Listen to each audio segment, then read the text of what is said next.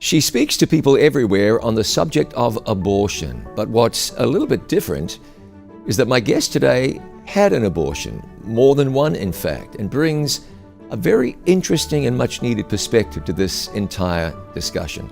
She's Dianne Wagner, I'm John Bradshaw, and this is our conversation.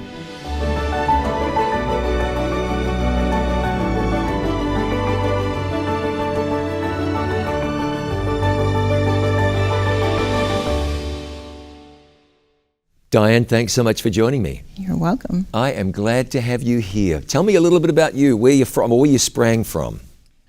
Oh, from the beginning? Yeah, from the beginning. Well, I was born in Atlanta, and I always call Orlando home. That's where I grew up. But then we moved to Southern California, around Loma Linda, and that's where I met my husband.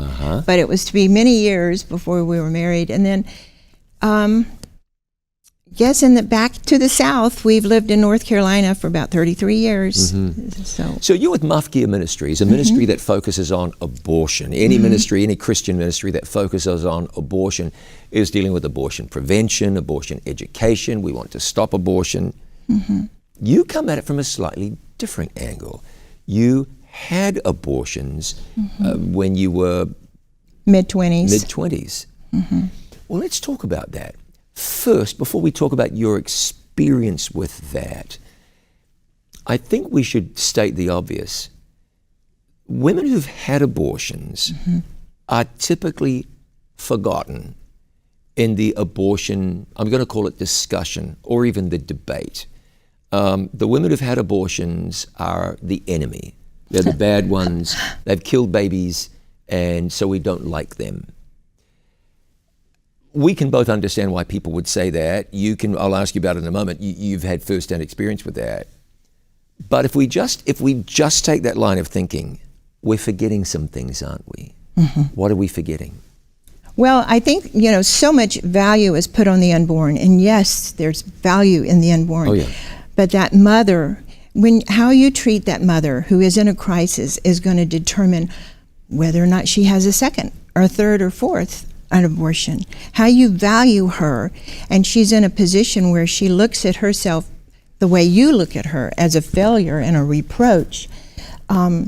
You're basically setting her up to make that decision again and again and again. We mustn't forget that the people who make mistakes are still souls for whom Jesus died. Absolutely. Yeah. And if we merely castigate the woman who terminated a pregnancy, we're forgetting that Jesus died for her. We're forgetting that eternity awaits her. We're forgetting that she has value. It's such an emotional thing, this whole subject's really easy to do. Yeah. You had an abortion, you're the devil. That was easy to say. That was easy to say. It was a little unfair, I think. It was easy to say, but we forget so much. What about what that woman went through? Well, to give you an example, I had a friend once, very dear friend, and he made it clear that he thought all the women who had ever had abortions should be lined up and shot. Well, did he know? Oh, he had no clue that I had been through 2 abortions. And it really made me sad because how would I ever trust that person if I needed help? The way we relate to other people who might have made mistakes, terrible mistakes, is going to determine whether or not we would ever go to that person. But who else would you say that about? Do you say anyone who's ever murdered someone should be lined up and shot? I've never heard that. You hear terrible things said about rapists and so forth, but no one ever says anyone who stole a loaf of bread should be lined up and shot. In our minds, there's a hierarchy of sin. Child abuse is probably at the very tip top. Abortion's somewhere way up there. And again, I'm going to say this, we can understand why people would formulate these thoughts in their mind, but sin is sin. Mistakes are mistakes. And everyone is someone for whom Jesus died. So I think, in fact, I know, it's time, I think, for people who care about this subject to treat the women who had abortions with love and respect. What I just said just challenged a whole bunch of people. But I'm glad Because if your Christianity only goes so far as to care for the unborn, it doesn't go far enough. No. You remind me of the story when the Pharisees drug out the woman who had been caught in the act of adultery. Exactly, yeah. And they all wanted so bad for Jesus to condemn her. And I just love the way he responded to this woman, because so many times, in so many ways, I relate to that woman. He just said, "You're forgiven, go and sin no more." He didn't, the Lord, I love John 3:16, but so many times we just memorize that, but we don't. John 3:17. 17. Fantastic verse. For God sent not his Son into the world to condemn the world, but that the world through him might be saved. Absolutely. And if we cannot offer hope and a salvation, and redemption is another word, and restoration, then we really need to do a self-examination of our own spiritual experience. I've got to ask you a question. So in emphasizing compassion for the women, are we just easing up on the abortion thing? Are we giving them a free pass? Are we going too light on them? You know the question I'm asking? I think I know what you're saying. Is this part of you saying, hey, go easy on me, go easy on these girls? Are we overlooking the enormity of the tragedy of abortion by doing this? That's a good question, and this is my experience. And leading up to this experience is, quite a bit of a story, but when I finally hit the wall where I was desperate, and my marriage was a wreck, I was a wreck, I had just no control of myself, and it stemmed from the self-loathing that came from what I had done. Mm-hmm. Well, I went to a woman. My sister suggested a friend of hers. And first of all, this woman was very caring, very honest, non-condemning, totally open. And I trusted her. I shared my abortion stories with her, which I was really, really shy of people, that were, and at that time I looked at it as opinionated, as far as abortion, and cruel.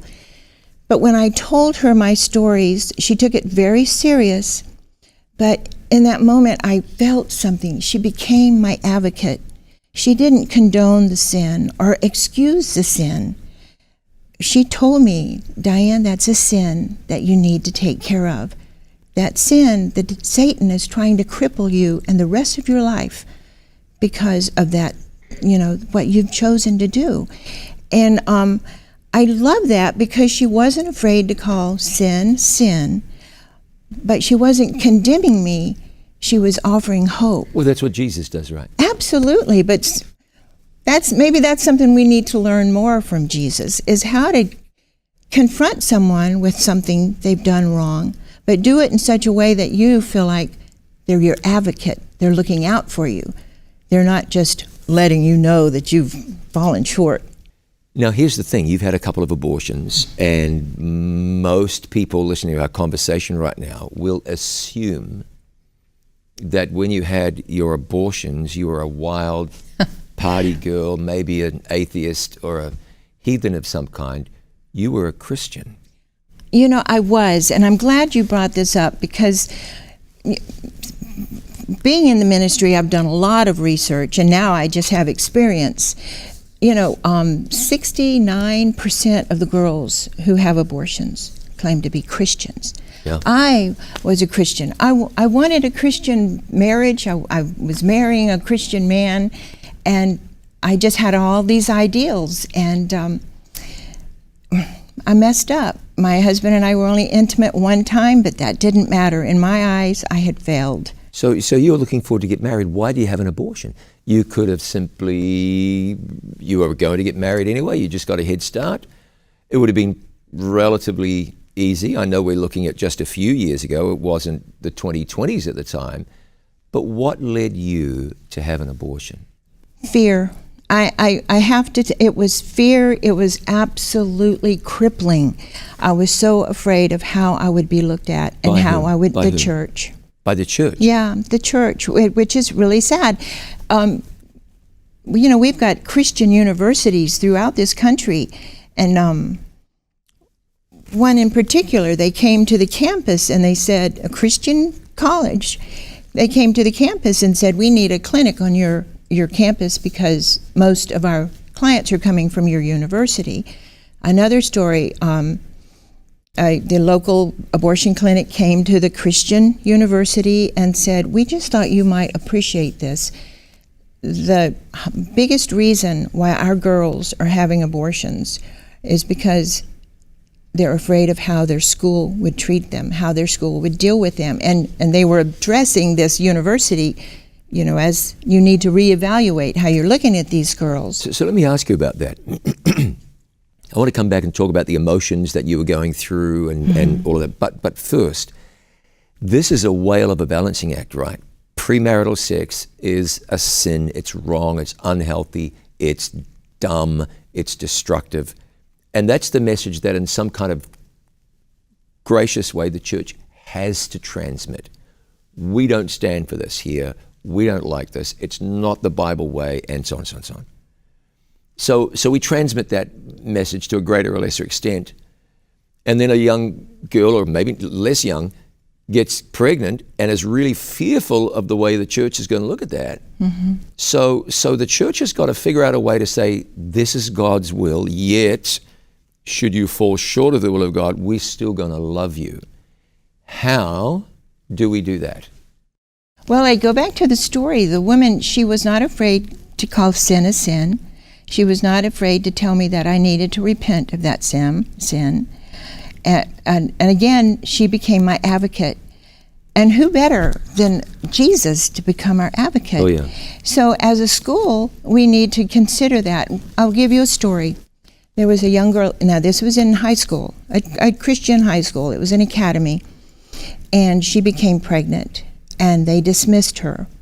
The young man that got her pregnant was able to stay in school and graduate. Right. What is that telling that young lady? Well, it's so sad. Yeah, very clearly. So that gave me, I really looked into that, and I had to look at all the dynamics.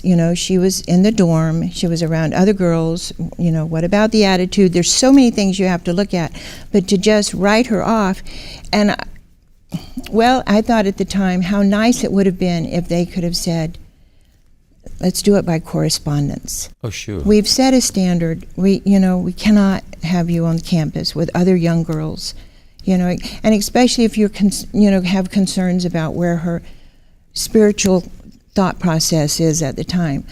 But to just write her off is damaging.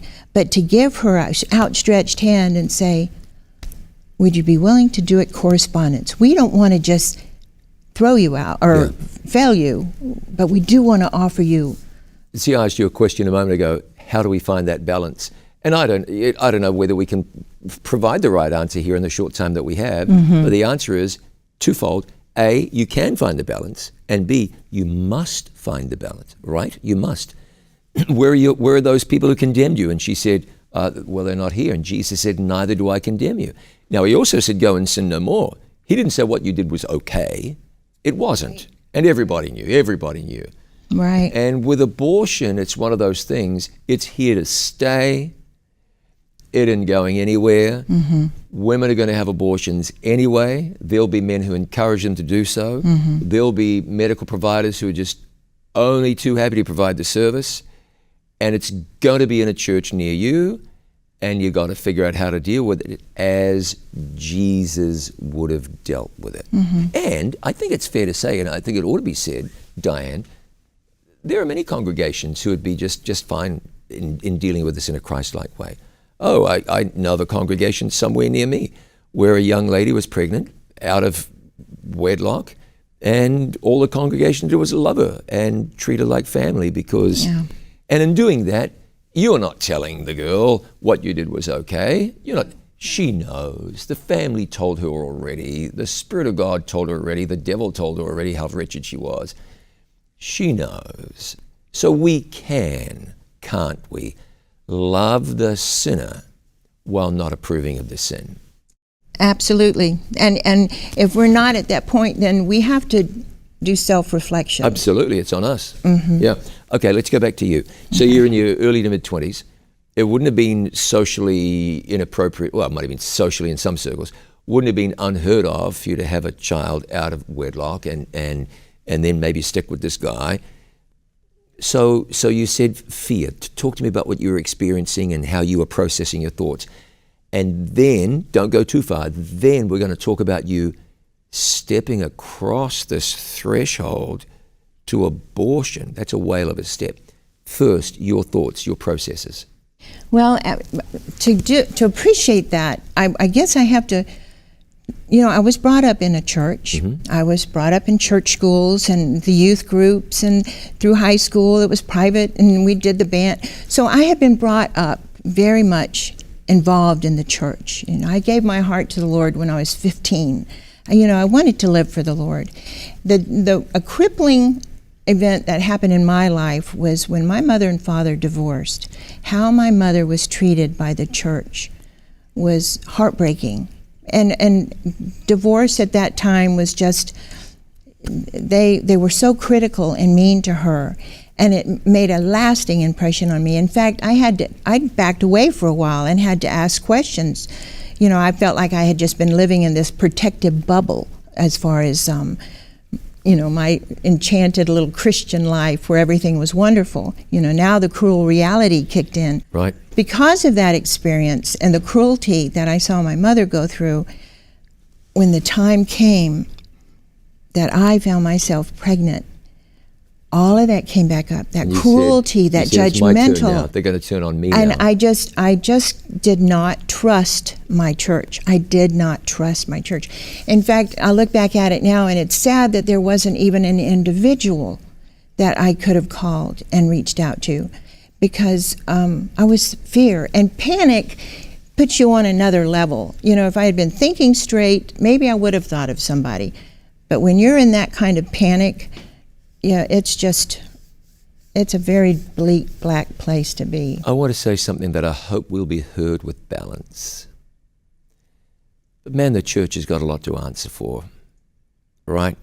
The damage we've done, the people we've hurt in the name of Jesus, the people we've criticized.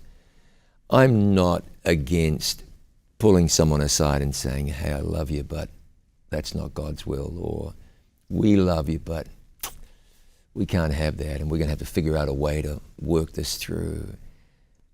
There are gracious ways of dealing with the erring. Mm-hmm. But over the years, and I don't say this to be critical, it's just to speak to the obvious. And so many people are saying, oh, brother, you don't know the half of it. But we've hurt and wounded people. I don't mean people who've taken offense. That's a horse of a different color. I don't mean people who get their nose out of joint. That's a different right. animal. But some kid in school, you boot them out without showing any mercy. Sometimes you boot them out with showing mercy. That's good, I'm all for that. But those who have moral falls, wrong is wrong. You don't have to say wrong is right. Mm-hmm. But we've got to figure out how to deal with people in a redemptive way. Absolutely. Okay, so you came to the point, you said, man, the only thing for me to do is have an abortion. Yeah, hide it, get rid of it. That's exactly right. And I was terrified, I was afraid. The first experience I had, I was traveling as a traveling nurse at the time, and the hospital where I was working at required a lot of x-rays. And so I'd had a whole series of x-rays on my back. And when the tech asked me, is there any chance you could be pregnant? I just said no, which, just piled the shame up later because I knew there was. But when I was in that place, I remember calling 3 or 4 physicians in the area where I was working and asked them, if I were your wife, what would you want me to do? And every one of them said, abort, abort. I wouldn't want my wife to keep the pregnancy.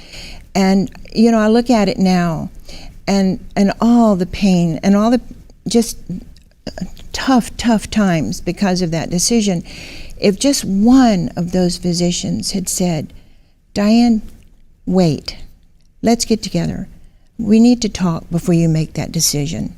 If just one, and I look and I think it might have made all the difference in the world for my life and my future, but they didn't. And we could be that one person, that if someone came to us and said, I don't see any other way, abortion's the only way, wait, that's why I encourage people to support their local pregnancy crisis centers, because I volunteer with one, and they do so much good. I'm just really, really pleased with the work that they've done. And there was a time when I never would have said that, because I was afraid of pro-life people, from experiences that I had been through. Because I want to ask you about some of those experiences, and I'll do that in just a moment. Your ministry is very, very important. Your perspective is desperately needed. And I'm glad you are part of our conversation. I'll be back with more in just a moment. I'm John Bradshaw. My guest is Dianne Wagner from Mafkia Ministries. This is Conversations, brought to you by It Is Written.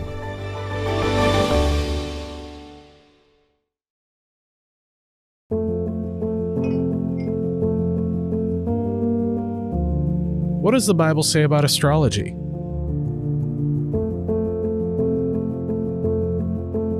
Why do bad things happen to good people?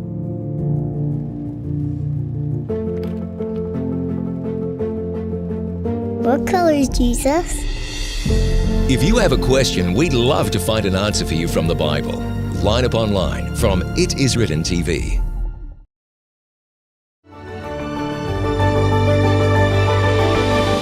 Welcome back to Conversations, brought to you by It Is Written. My guest is Dianne Wagner from Mafkia Ministries. And abortion, well, how would you describe the ministry? Put it in 6 or 8 words.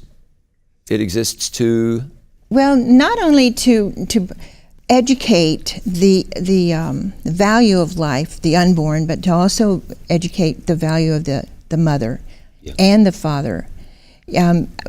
Antoinette, when I met Antoinette, she made such a huge difference in my life, because she was pro-life, but she had such compassion for all life.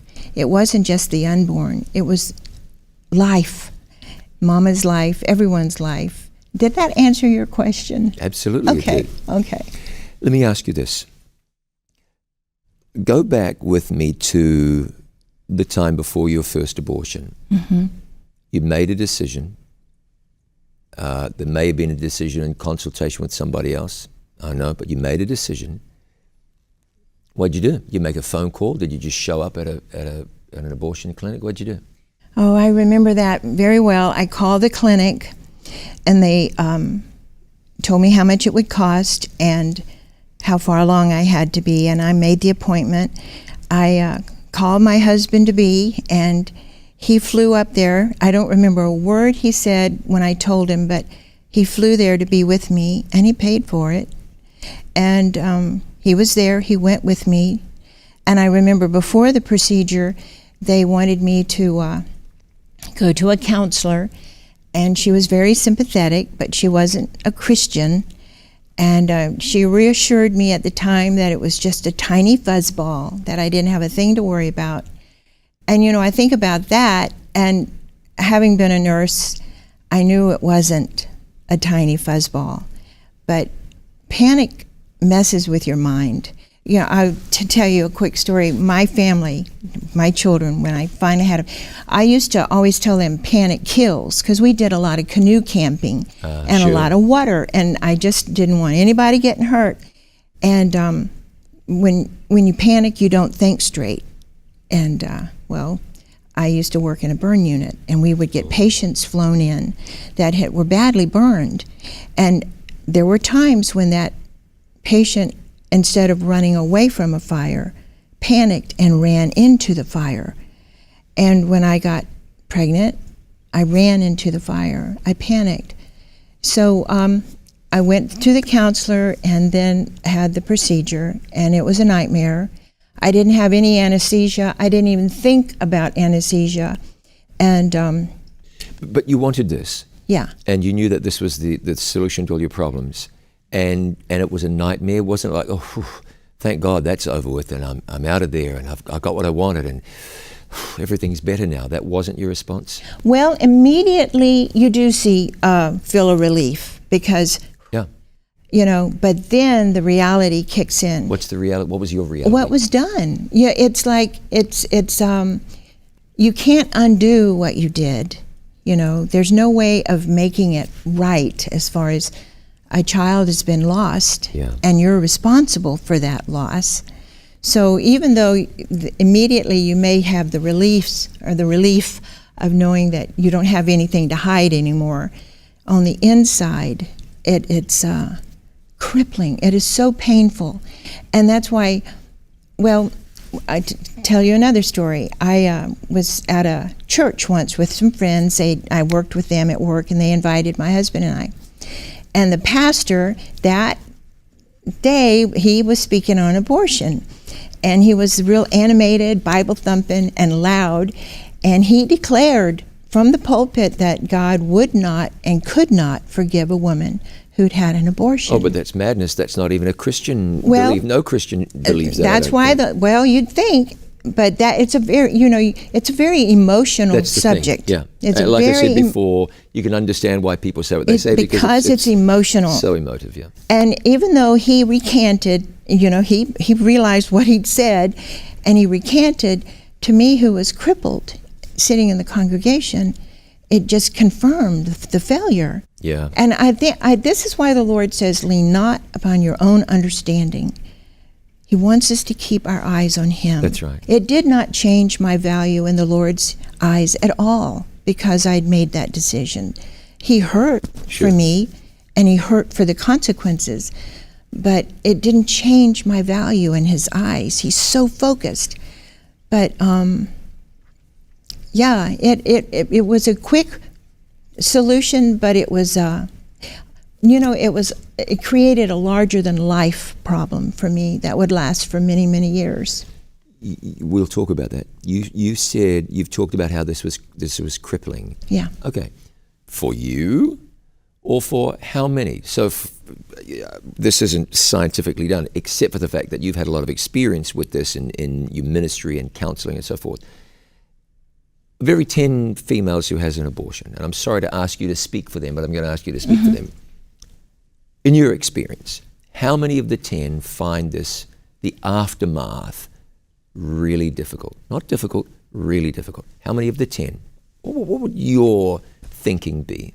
Because I'm certain there are some women who have an abortion, it's just the happiest thing in their life, they never give it another thought, but I don't think every woman feels that way. No, we've had story after story after story. Give me a number. Give me a number. It's unfair for me to ask you this, but I'm going to ask you this. Well, hundreds. What do you think? It's. No, but for every 10 females who have an abortion, I would say. How many I want to say 10. I want to say 10. Okay. And the reason I'll tell you this, I heard this said once, and it made such an impact on me.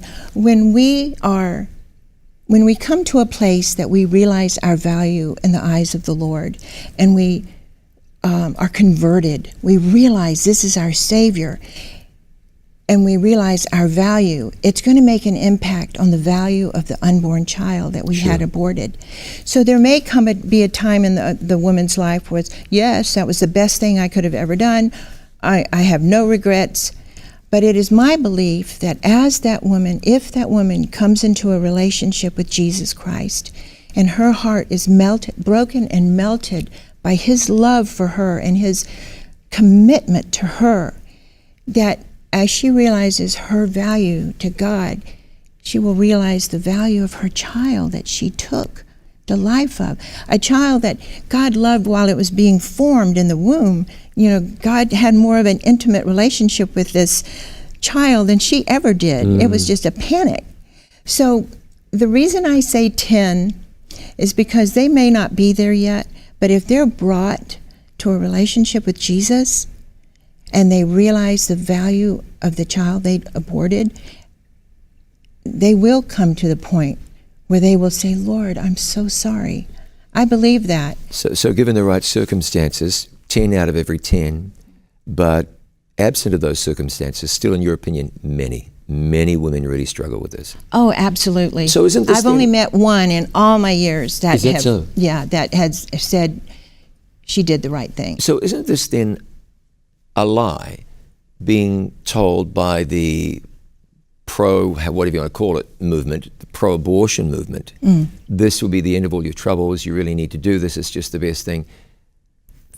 That's just not true, is it? It's not true. It's not true. It's really interesting because a lot of the advocates of abortion have said a woman that has a problem after her abortion was unstable before the abortion, and that's why she, that's a destructive thing to say. That's why she was having a problem. She wasn't, if she wasn't emotionally stable prior to the abortion, that's why she's had the problem after abortion. What a manipulative thing to say. Right, but if you've got a problem with this later on, it's because you're messed up. And but it's really interesting because, after the Roe v. Wade, when abortion was legal throughout, about a year after that, women started sharing their stories with each other because they weren't feeling like they had been told they would feel. It didn't go away. And the first organization was called Women Exploited by Abortion, WEBA. And it started validating this trauma that they had been through because it was being recognized and acknowledged, and they were realizing this. And within 1 year, WEBA had organizations in every state because women were not feeling okay, like you were just saying. Right. Something was wrong. And let me ask you this question. You had 2 abortions. Yeah. You've called it a sin. You've talked about the trauma. Someone is wanting me to ask you, I just feel this in my bones, how you've come to the place you can very easily and freely speak about this. I fear that someone's listening to you now and saying, she didn't even care, or it's like water off a duck's back, or something like that. I know that to be not true. How did you get to the place where you can freely, I say freely, I don't mean callously. no. That didn't happen overnight. How did you get to the place where you were courageous enough to speak on camera, to speak before audiences, to be a guest speaker? How do you get from this crushed individual who feels broken in two because of what she's been through to now being able to speak in a very self-possessed, easy manner on an extraordinarily delicate subject? I know. I've even said that before people, here I am standing, smiling, happier than I ever knew I could be. Yet I'm talking to you, about the most painful event in my life. Right. Well, I had the experience where I met with a lady and I confessed that sin of abortion. And I know the Lord forgave me. But through the years, I still had an emptiness. And it was a long time before I fully addressed the consequences of that sin. We can have a sin and we can confess that sin and know that the Lord has forgiven us of that sin, but often sins come with consequences. Yeah. And it was years before I was to fully appreciate that. It was after I met Antoinette, and she had all this joy and was not condemning and just such a blessing to me. And I need to point out, Antoinette is your partner in ministry. And she's the founder of Mafkia, actually. And so from there, I started doing research because I knew I'd been forgiven, but I was still miserable. In fact, we've had women ask us, if I'm forgiven, why do I still feel so miserable? Yeah, we get asked that question all the time by people wrestling with right. events in their life. Often it's just dealing with the consequences. Yeah. In my case, I did some research. I found an organization, Rachel's Vineyard, and went down the list of how other women who have been through this, how they have felt. Christian women, they were Christian when they had it. They taught, Sunday school or, just different things. And I just got really focused on wanting what they had because they had been through it, heartbreaking story, and now they were happy. Yeah. I mean, completely happy. And I wanted that. I was ready to lay everything down before the Lord and say, Lord, I want what they have. So I went to a retreat, and there is where I learned, for me, my experience, I embraced what I had lost. It's hard to grieve over something that you feel responsible for. Sure. I was responsible for the death of my babies. So how could I allow myself to grieve over that loss? And what right did you have to grieve? exactly, even when though I'd you been had forgiven, inflicted that? I still had that. And so by acknowledging what I had lost, my babies, I named them, I wrote letters, I dedicated them to the Lord. Yeah, and by dedicating them to the Lord, and I was given an opportunity to do this at this retreat, and but by dedicating them, I was trusting the Lord with them.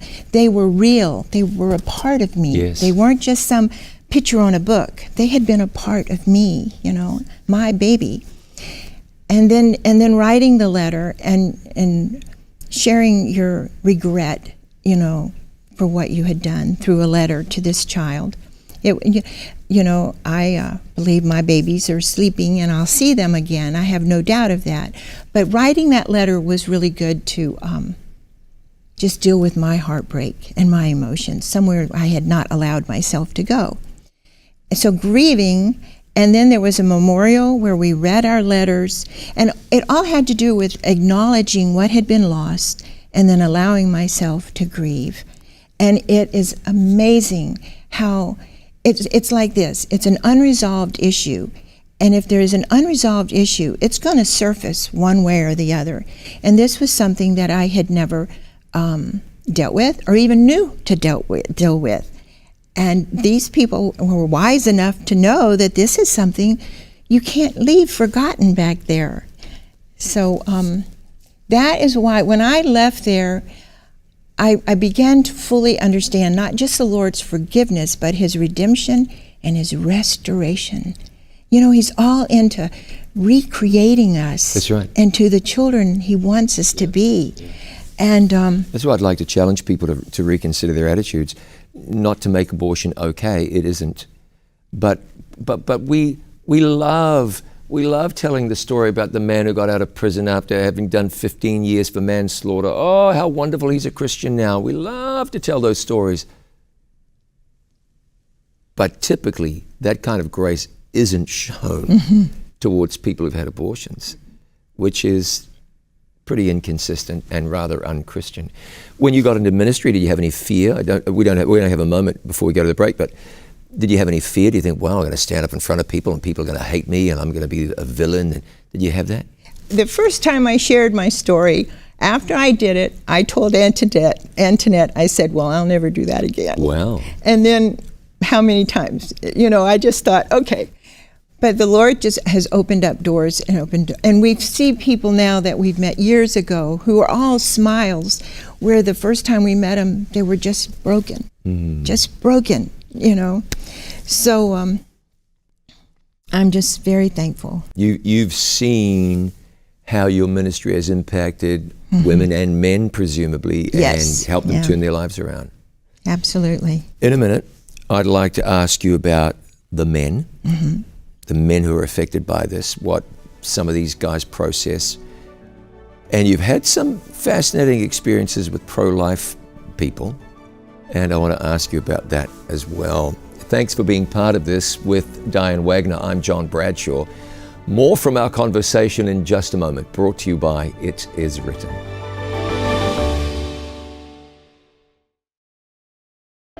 More and more people are watching It Is Written TV. They're watching their favorite It Is Written programs, listening to inspiring sermon series, and much more. They're watching them here, and even here. See for yourself why people are turning to It Is Written TV to watch their favorite Christian programs live and on demand. Watch It Is Written TV for free anytime on Roku, Apple TV, and at itiswritten.tv. You know that at It Is Written, we are serious about studying the Word of God, and we encourage you to be serious as well. Well, here's what you do if you want to dig deeper into God's Word. Go to itiswritten.study for the It Is Written Bible Study Guides online. 25 in-depth Bible studies that will take you through the major teachings of the Bible. You'll be blessed, and it's something you'll want to tell others about as well. Itiswritten.study. Go further. Itiswritten.study.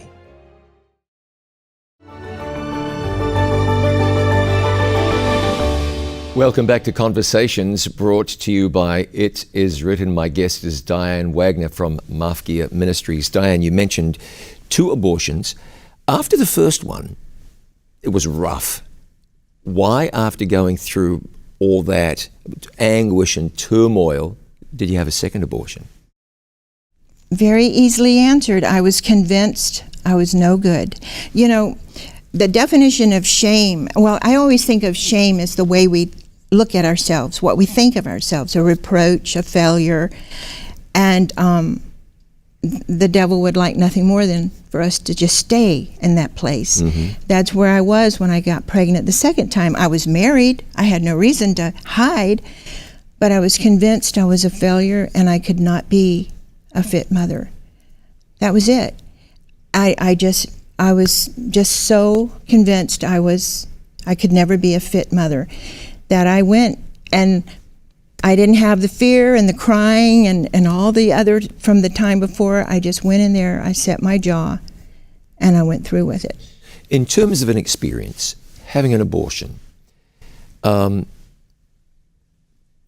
got to ask the question in a way that sounds sensible. Not a pleasant experience. Mm-mm. No. How unpleasant an experience is it? How does it leave you feel? Just the act of going through that surgery, how did it leave you feel? Well, a part of me died. Not just my baby. There was literally a death. Yes. But a part of myself died, and a part of my identity. It's like, I think of it this way, you know, that my baby was mercilessly taken from my womb, the security of my womb, and my identity, who I was being stripped from my soul. And you begin this existence where you just perform, you know, you just exist, but you're damaged. So it was really a difficult experience for you to go through. It was, well, at the time, I was just going through it, just to get it over with, that, you know. But afterwards, you can't run away from something you've done. You know, like I said earlier, you can't undo it. Yeah. It's a part of you for the rest of your life. It's just the paradigm you live in, you know, how you view yourself, your own understanding. We talked earlier about how you sort of processed that and got to a place of better health, really emotionally and spiritually. How difficult was it for you to believe that God forgave you? You know, I've told you the night when I was at my friend's house. Well, something I haven't shared with you is I am leading up into that time, you know, and I told you my marriage was in shambles. I had such self-hatred that, you know, there were nights when I would just sit on the toilet and run a razor up the inside of my arm, just because the pain that I was going through and the self-hatred was so intense that I just felt like I needed to feel pain to feel alive. And I believe self-punishment. One night I cut all my hair off. I had long hair. But I cut it off really short, shorter than now, if you can believe it. Oh, wow, that was short. And it was like there was to be nothing lovely about me. And, you know, when we sin and we don't deal with it, it eats at us, and it digs a hole that we try to fill with other things. We try to ignore it, and we just stuff the pain. Well, I started, after my first abortion, and then after the second one, it was very intense, the eating disorder, bulimia. Mm. And I would just stuff food down my throat till I couldn't even swallow, and then it would all come back. And it would be like a purge. It is a purge. And, you know, at the time, I didn't even know where or how to get help. But it was like I needed a spiritual purge. I needed the peace of knowing that the Lord would take all of that. The reason I'm bringing this story up is the night after I went to the friend's house and I confessed and repented of my sins of abortion, and I felt like the Lord had forgiven me. I felt like the Lord had forgiven me. Later that night, I woke up in the middle of the night, and I sat up in bed, and I raised my hands, and the Lord healed me of that bulimia. Now, I don't know how much you know of that eating disorder, but it can destroy your teeth. Yep. can destroy your esophagus. You know, it can do a lot of damage. But he healed me of that, and I thought about it later. No problem with my teeth or my esophagus. He took it away, and I always felt like the Lord did that physical manifestation of his forgiveness of me, because I would need it. I would need that assurance, me. And you know, it wasn't till years later, because of the unresolved issues I was telling you about, grieving something you feel responsible for, you know, and how can you grieve the unresolved issues, that many times, and we've had women ask us this, you know, why do I feel so miserable if I'm forgiven? It boils down to our faith and our continued time with the Lord. I am forgiven because he has said I am forgiven. That's right. And so that's my answer. It's like the Lord forgave me. I was still miserable, and I still had more growing and things to do. But as far as the forgiveness of those sins, they were covered. Someone is going to wonder, how do you go about forgiving yourself? My answer always is, you don't forgive yourself. Only God forgives.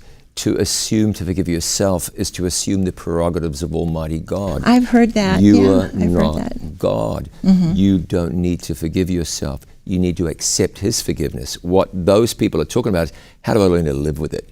I did a terrible thing. I ran over my neighbor's dog. I feel terrible about it. How do I forgive? No, what you're saying is, how do I experience some peace? Well, time and the forgiveness of God will bring that measure of peace to your life. But we don't want to encourage people to forgive themselves. That's God's job. Our job is to believe the forgiveness. So what's interesting is, after a time, you had children. So there are layers and layers of questions to ask you, and I think I'll try asking two at once. One is, how did you process? Okay, the first question is, how did you give yourself permission to have this child this time rather than abort? And the second one is, how did you process this whole experience? Now I'm pregnant, and okay, three questions, I might as well pile them on. Had to have felt some kind of guilt or ill feeling that here's a child growing inside you when two were not accorded or afforded that privilege. So first one, you decided to go through the pregnancy this time. How about that? When I got pregnant, I'd had the 2 abortions. I have to put this in there. I got pregnant. When I got pregnant the next time, I lost that pregnancy, and I was convinced it was punishment of God. I had ruined my uterus. I'd never be able to have children. Yeah. But when I finally did have my firstborn, I was terrified. In fact, I remember the first person I told, we were at the hospital, and I took him into the X-ray room where it was dark, and I told him I was pregnant. And she was just thrilled. She thought it was the best news ever. She didn't know about my history, you know, and it took me back. In fact, I had 3 different baby showers, and everybody was so happy, and nobody seemed to doubt, you know, that I couldn't do it. And when I had my first baby, I absolutely fell in love with him. I know now, I understand the distancing. Sometimes you won't allow yourself to feel the enormous amount of love because of the guilt, because of what you've done. So a lot of times it's not uncommon to have a disconnect where you don't bond like you would ordinarily expect, because there's still all this pain. Did you go through that? And I did experience that. I did. And but I did enjoy my children. After I had my firstborn and I realized I can do this, we decided we were going to have a second child, try to keep him close, and I lost that child. Oh. And that was very hard on me because he was a little further along, and again, I was tempted with thinking, and I hadn't gone to my friends, you know, yet. That conversation hadn't happened. No. So I want to ask you this: how long did those mind games go on? Oh, I had one, but that's all God is giving me. Now I'm being punished. Now, blah, well, blah, you play with it, and then me personally, I can't stay there, you know. But you do. It builds up. And I had twins. When I got pregnant, I had twins, and the twins were babies when everything hit the wall. You know, my marriage just train wreck.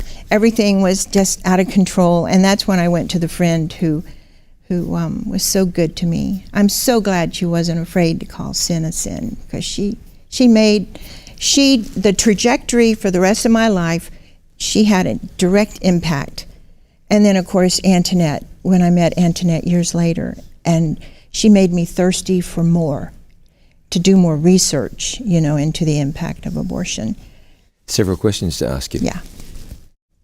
The dad, what does the dad go through?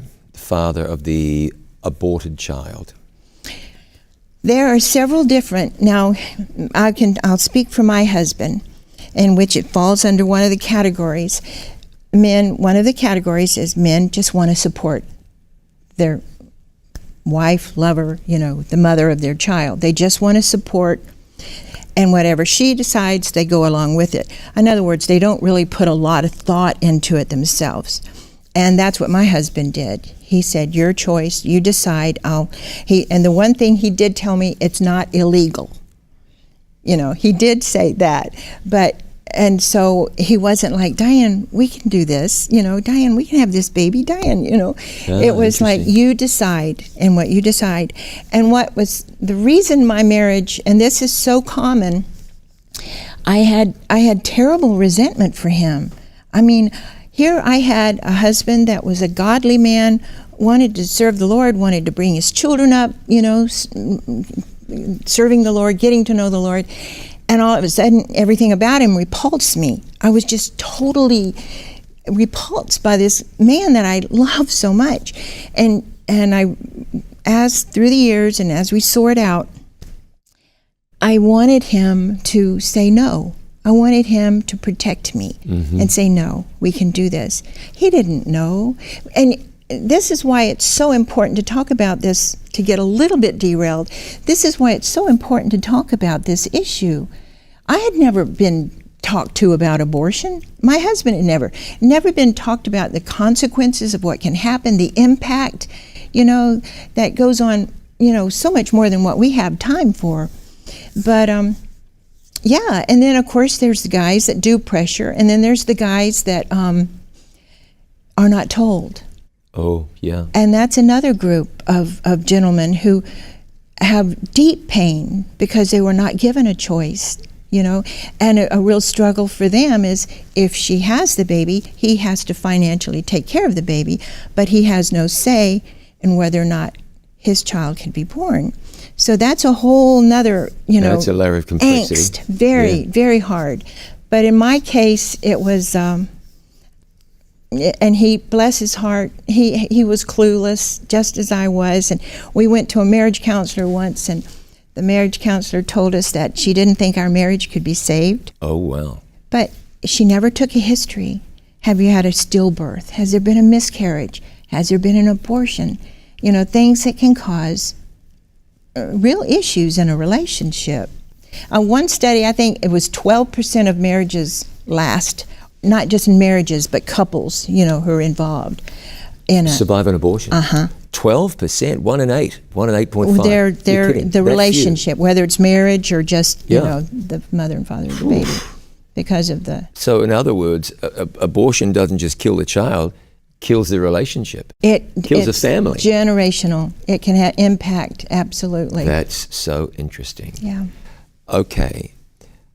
These anti-abortion protesters. Now, I'm not asking you how many picket lines you've walked down, but you've encountered people who are anti-abortion. We've mentioned a couple who said unkind things, not knowing you, their friend, had abortions.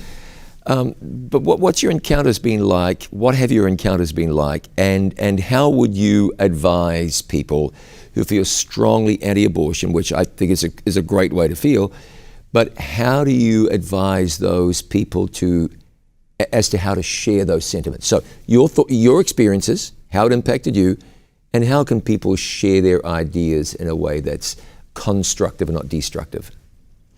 Well, okay, that's good. Help me stay focused. First one, you know, being called a murderer is not constructive. Right. No. You know, to give you an example, after I'd had my first abortion, I don't think it was after the second one, there was a Christian radio station. On the radio station there was this woman, or this advertisement about women who'd had an abortion. If you need help, if you regret the decision, call this 1-800 number. So I called the 1-800 number. I even hid in our washroom to call, and nobody was in the house, but it was just a hard thing. And I called this number, and she answered, and I told her about my stories. I told her about both abortions. And the first thing out of her mouth was, well, you know abortion is murder now, don't you? Oh, wow, really? Now, she might have been speaking truth, but there was absolutely no mercy. This was a helpline. This was a 1-800 helpline number. And I'll never forget that. And I hung up. And it's like, you've got to, we can have truth all day long, but if we don't have the love of Jesus, we need to keep our mouth shut. That's one thing Antoinette and I tell people. If you're not willing to get into the trenches, whatever the case is that this young lady's going through, don't just stand on the side of the trench and say, no, no, no, you'll go to hell. You got to get down in the trenches and prove to them that you do care. That's Very quickly. Yeah. Young lady comes to you, she says, I'm thinking of having an abortion. You've got about 30 seconds. What do you say to her? You. Not what should somebody else say. What do you say? The young lady says, I'm thinking of having an abortion. What do you say? I would tell her that I know that that's not the right decision. And if you'll let me, I can share with you why. A woman has had an abortion, and she comes to you, and she says, I had an abortion. These were the circumstances. What do you say to her? There's hope. First and foremost, give them hope. And then let them tell their story. That's where the healing begins. When you let them tell their story. Don't interrupt and say, oh, wow, or you did that? How could a woman ever do that to her baby?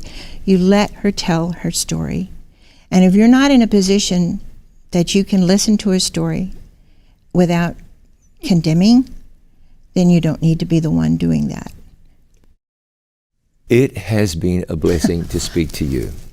And I'm grateful you took your time, and I wish you every blessing of God. I'm grateful for your journey, how it has resolved so positively, and that now you're allowing God to use your experiences to aid and help and assist and bless others. Thanks for being here with me. Thank you. Thank you very much. And if you would like to contact Mafgia Ministries, I hope you will. Their contact information is on the screen, and I hope you'll reach out, and I'm confident that you or someone you know will be blessed and encouraged and assisted in great ways. With Dianne Wagner, I'm John Bradshaw. Thanks for joining us. This has been our conversation.